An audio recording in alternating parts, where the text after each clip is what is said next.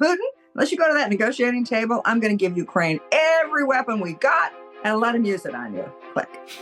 Zelensky, unless you go to that negotiating table, you get nothing. Blink. The eyes of the world are now on America, as a new administration will affect the security and the peace of the entire world. Today's guest, former Deputy National Security Advisor K.T. McFarland, who has served under 3 presidents, including Donald Trump, discusses China, Russia, the Middle East, and the United Nations. One thing is certain: change is afoot. From Ballard Studios in Washington, D.C., it's 13th and Park.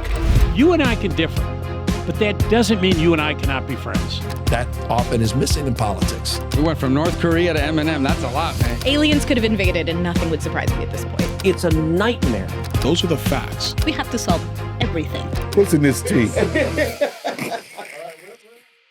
KT, great to have you on the show again for the second time. I thought you learned your lesson the first time, never to come back. It's always forward. Obviously, it's a brand new world out there right now.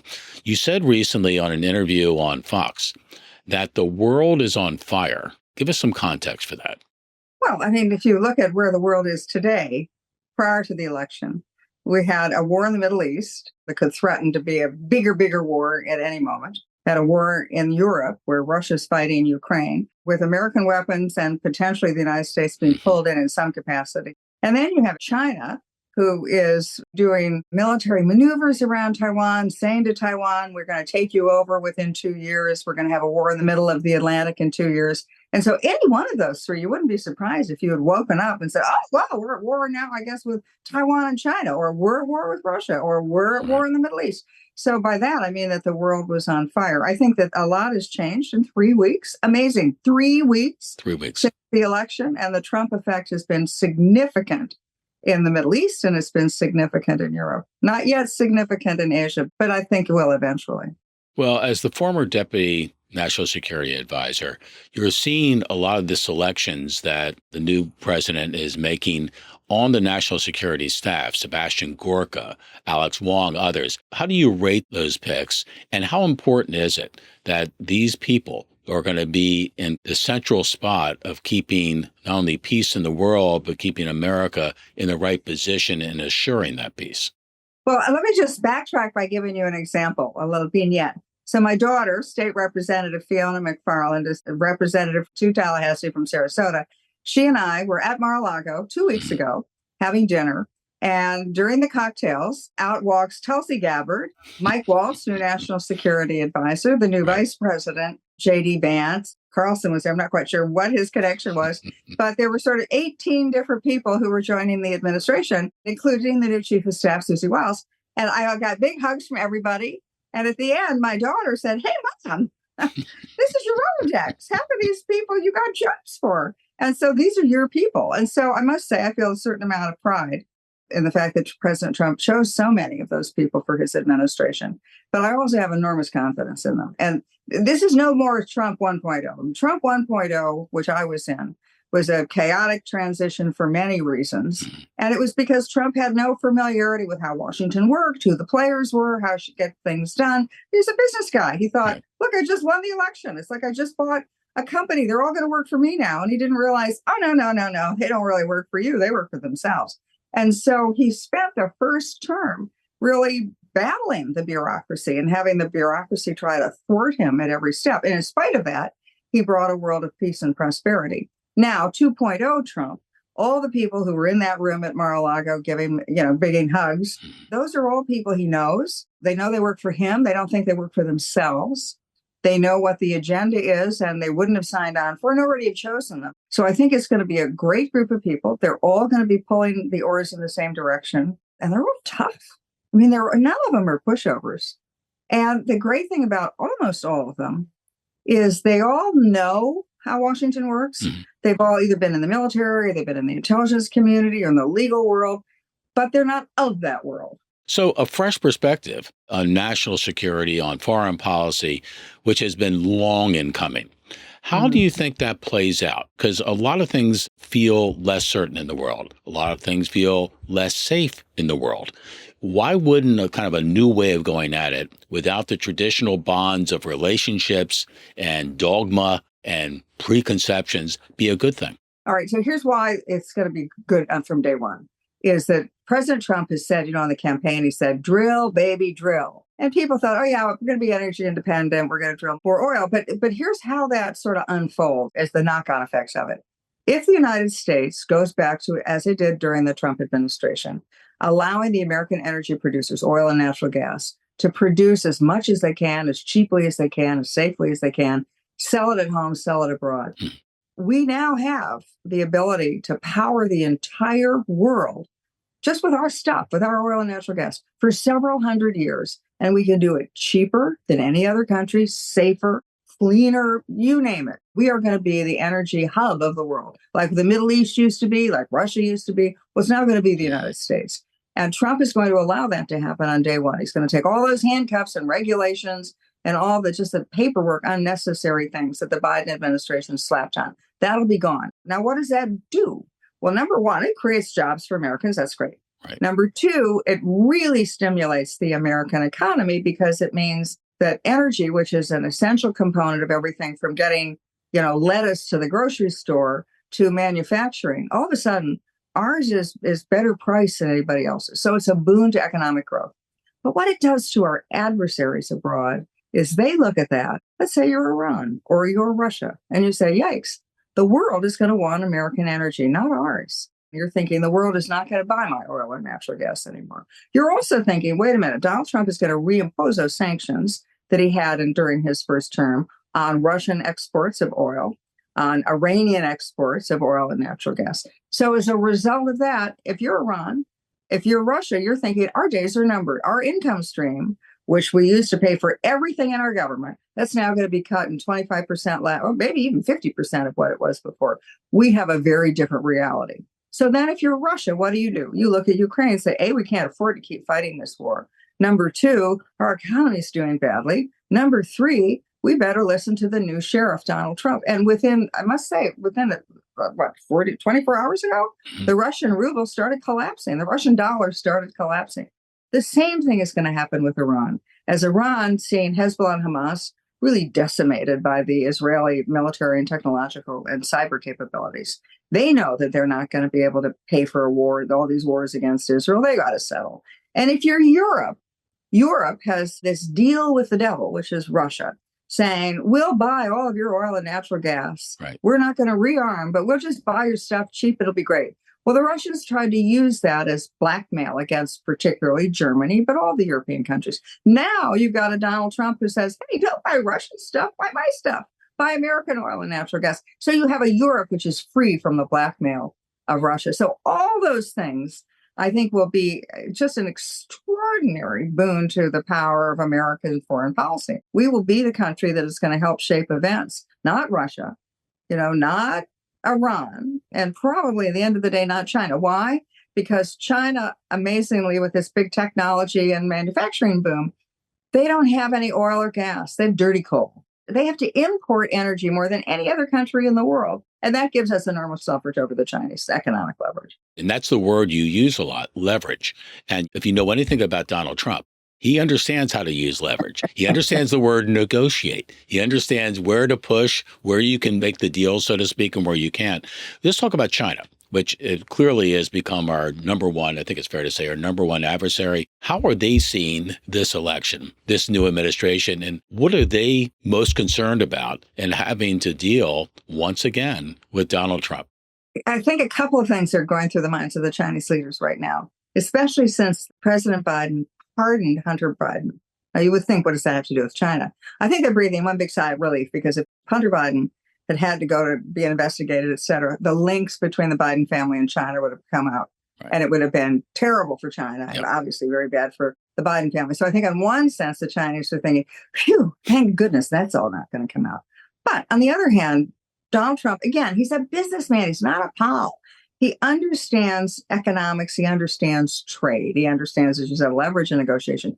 He knows one fundamental fact that no politician has ever seemed to be able to grasp, which is China needs to sell stuff to us more than we need to buy stuff from them. We can buy cheap stuff in a lot of different places. China needs the American market, and particularly since COVID, where the Chinese market has not recovered and the Chinese economy is in trouble. They probably aren't even growing at all. They have massive debts. So for an economic reason, China is all of a sudden in a position where the United States can use, again, our leverage. Trump did it in the first term, where we had the trade war with China, the tariff war with China, and got a very good trade agreement. Now the situation is even more to our advantage and our favor. So what is Vladimir Putin in his summer dacha? Well, actually, now it's the winter. What is he concerned about? And is there an opportunity now to not only bring in the Ukrainian situation for a landing, but to have a more productive relationship, even with an adversary like Russia? So if you're Vladimir Putin today and the election of Donald Trump, you know that you can't push America around anymore. And as much as the Bidens kept saying how tough they were on Russia, the fact of the matter was the Obama administration and the Biden administration, they never gave Ukraine lethal weapons. They didn't really help Ukraine. But President Trump did. Now, fast forward to where we are in the third year of this war. The Biden administration kept increasing the amount of aid, economic aid, military aid, bigger and bigger weapons, more and more capable. But they never had a plan. There was never a plan of how does this war end? They just kept saying, well, we don't want Vladimir Putin to win. Okay, got that. But what's the plan for him not to win? Right. And there was never a plan. It was just throw more money into a war that Ukraine is slowly but surely losing. So I think that Trump comes in, again, with the drill, baby, drill, the understanding that Putin cannot sustain this war. He's now in a position where he has to negotiate. Similarly, the head of Ukraine, right, Zelensky, who the Biden administration did not want to negotiate. I mean, Zelensky said many times, He wanted I to. want to negotiate an end. Right. And Biden said, no, keep fighting. We'll give you whatever you need as long as it takes. Well, Trump won't do that. He'll say, go negotiate. Now, what does that deal look like? It's up to those guys to figure it out. But the sooner the fighting stops, the quicker the United States and the world invests in Ukraine. And within a few years' time, the Ukrainian economy is on par with some of the more sophisticated economies of Europe. It's resource rich, it's agriculturally rich, it has a smart, well-educated population. So without the fighting, Ukraine is going to be in great shape in a few years' time. Meanwhile, if you look a few years after the fighting stops, where's Russia? Well, broke, right? The oil and natural gas, they're not making any money there. Nobody's going to want to invest in Russia. It's the most corrupt, people fall out of penthouses in Russia if you don't do what they want. So I think that maybe Ukraine can't win the war, but it could win the peace. Do you think that President Trump can actually bring this war in for a quicker landing because there's an understanding that this is now what's in play? It's a new sheriff in town, and there's going to be a different series of discussions that are going to lead probably to a different conclusion. President Trump has said, how are you going to get these guys to the negotiating table? And in typical Trumpian fashion, he makes it really simple. He says, okay, number one, drill, baby, drill. Then I'm going to get on the phone. I'm going to get on the phone with Putin. I'm saying, Putin, unless you go to that negotiating table, I'm going to give Ukraine every weapon we got and let him use it on you. Click. Zelensky, unless you go to that negotiating table, you get nothing. Click. And so he forces them both to a negotiating table, which frankly, they're both making a lot of, especially since President Trump has been elected, they're both making lots of sounds on, well, maybe a negotiated solution is the way to go. Now, they're going to not agree on what are the terms of this deal. They'll all argue like mad at a negotiating table. But at least you're getting them to a negotiating table. There's also, I think, renewed optimism, KT, in the Middle East about maybe that situation becoming more peaceful, we'll call it. Moving forward, it's been agonizingly slow as Israel has sought to defend itself against the heinous attack from October before last. Do you think we have a better shot, we being not just the United States, but the world, at bringing peace to the Middle East and maybe getting us closer to what we thought we were almost home on, which was the Abraham Accords? After decades of division and conflict, September 15th, 2020 was a historic day for peace. President Donald J. Trump brokered the signing of two peace agreements between Israel and Arab states. They were between Israel and the United Arab Emirates and between Israel and Bahrain. 5 weeks later, the United States brokered yet a third peace agreement, this time between Israel and Sudan. Collectively known as the Abraham Accords, through these agreements, each country recognizes the importance of strengthening peace in the Middle East and around the world through mutual understanding and respect for human dignity and freedom. The impetus that those Gulf Arab states had was, again, American energy. They knew they couldn't rely on high oil prices to pay for their societies. They have a baby boom population. Something like 75% of their population is under 30 or 35. They've got to figure out how to feed their people and how to employ their people. So they knew they needed to do something other than just oil. They had to diversify their economy. But to get a diversified economy, that needs foreign investment. Well, nobody's going to invest in a war zone that was the Middle East. So they needed peace with Israel. So that was why the Arab countries said, okay, we're ready to talk to Israel. That was the genesis of the Abraham Accords. Saudi Arabia was within inches of joining it when Iran unleashed the, as you say, heinous attack. And as a result, the Arab countries said, okay, we're putting our Abraham Accords on hold. They didn't stop them. They didn't walk out. They just kind of put them on temporary hold. Now you have an Iran, no thanks to the U.S., by the way, but an Iran greatly reduced because of the Israelis, the Israeli attacks on Hezbollah, on Hamas, both of which the Biden administration said, no, don't do it, don't do it. But Israel went ahead, thank goodness. So I think that all of a sudden you've got an Iran in a very different position. Meanwhile, the Saudis will finish what the Abraham Accords started to do, which is peace in the Middle East. So you'll have Israeli-Arab peace. And oddly enough, this is so funny. You and I have known each other for a long time. We've both known Donald Trump for a long time. He is not known for his humility. But in this case, in the case of the Abraham Accords, he said, we haven't had the peace agreement like that for decades. And I thought about it. I said, no. You haven't had a peace agreement like that for about 1,500 years.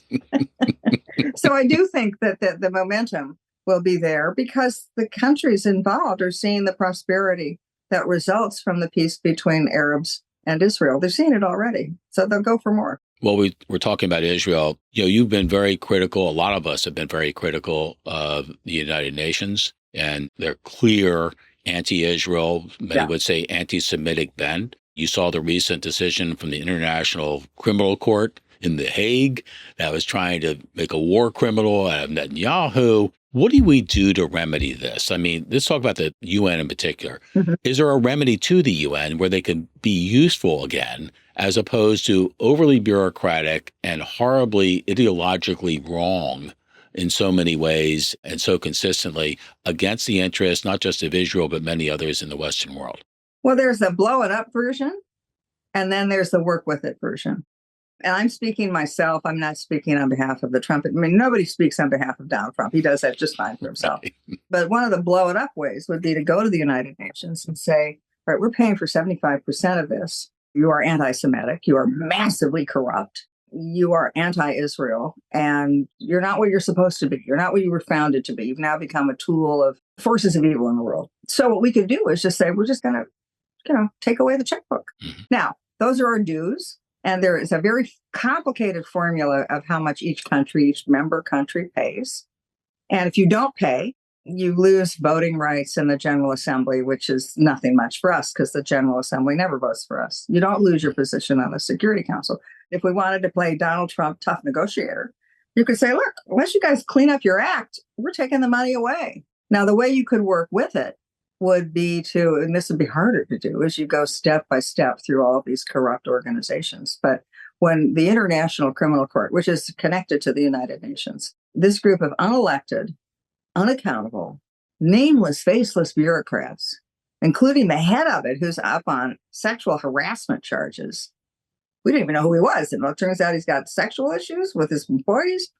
He's the guy who says, Bibi Netanyahu is a war criminal. And the 125 members of the International Criminal Court who signed on to it, if Bibi Netanyahu goes to any of those countries, he could be put in shackles. Now, the United States has never been a signatory of that because we believe that the United States Constitution is the supreme law of the land, not some faceless, nameless, bureaucratic body run by people with sexual harassment issues. So it's not us. He can come and visit us just as much as he wants. But I think that the way you deal with all of that is you just go after the money. Just keep following the money because it's just a corrupt gravy train. And the minute the United States gets really serious about, we're not just going to play along anymore, new sheriff in town, then I think you might see some changes. But even then, it won't be as many as you want. So, Katie, I couldn't conclude this interview without referencing someone near and dear to us, your daughter, Fiona, who, as you said earlier in our conversation, is in the Florida House. For all those who don't know it, a military veteran. How proud are you of her and others like Fiona who are kind of measuring up and bellying up to the bar and saying, count me in all the way for trying to make life more safer and better for everybody? Yeah, I've got 5 amazing kids. They all do different things, but they're all very much public-minded, whether it's volunteering at their church or whether it's running for, public office or whether it's being a leader in the cyber world. They're all doing their own thing. But I've got to say that as much as, most people pull their hair out and say, oh, this younger generation, they're not as tough. Right. No, I am so impressed with them, especially the women. My generation, I broke every glass ceiling there was. I went to Oxford before the Rhodes Scholarship was open to women. Mm-hmm. Every professional job I had, I was always the only woman in the room. And for me, it was a different world. We didn't expect to get anything. And I think, well, look at the great things that my daughters and their generation of women are doing. They're taking full advantage of those glass ceilings being broken. Their big problem is how do they manage it all? How do they manage a family and a kid and careers and a marriage and a da-da-da-da? In my generation, you either had a career or you had a family. You didn't get to do both. But the generation that I'm seeing coming, the ones who are in their 30s and 40s, wow, they're really stunning people. And the ones who are working hard are earning every single bit.